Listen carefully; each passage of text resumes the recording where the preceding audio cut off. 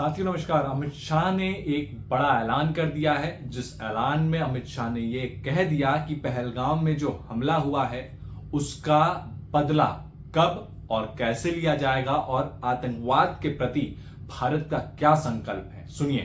पड़ी आतंकवाद की छाया हो, हर चीज का मजबूती के साथ हमने जवाब दिया है। और अगर कोई एक कायराना हमला कर ये समझता है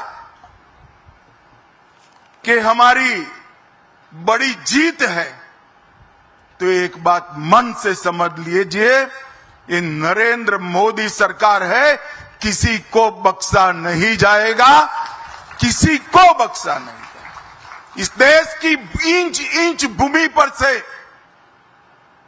आतंकवाद को मूल समेत उखाड़ने का हमारा संकल्प है और वो सिद्ध होकर रहेगा।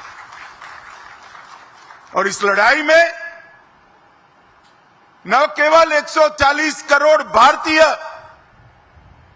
पूरी दुनिया भारत के साथ खड़ी है।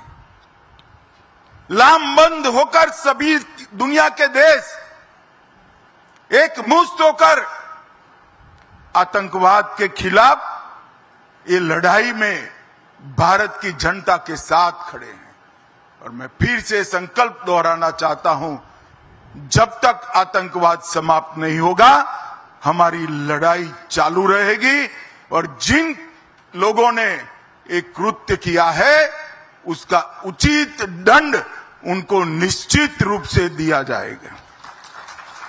चलिए, तो अब हम आपको ओवैसी का वो बयान सुनाएंगे जिसमें ओवैसी ने ये साफ कहा कि अगर इस देश की सरकार कहती है कि घर में घुस के मारेंगे, तो इस बार घर में घुस के नहीं, घर में बैठ जाना है।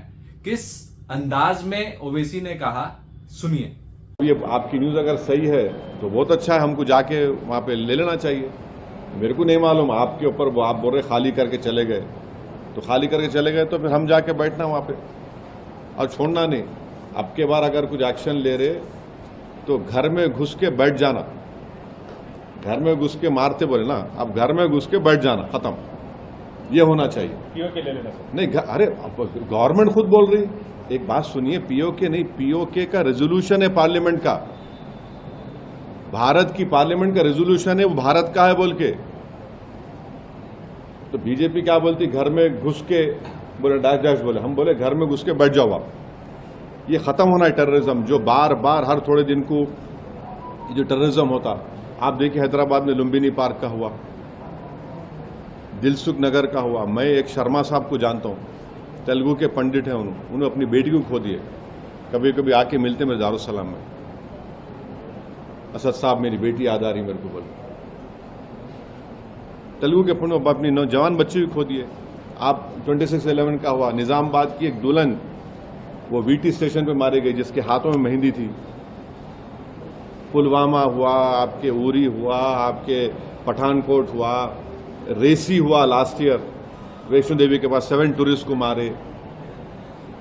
तो आपके पास तो पूरे सब अपोजिशन पार्टीज गवर्नमेंट को बोल रहे कि इसका आप खत्म करो ये टेररिज्म को। चलिए, तो इस पर आप क्या सोचते हैं? वीडियो को लाइक करें, चैनल को सब्सक्राइब करें और कमेंट करना ना भूलें। नमस्कार।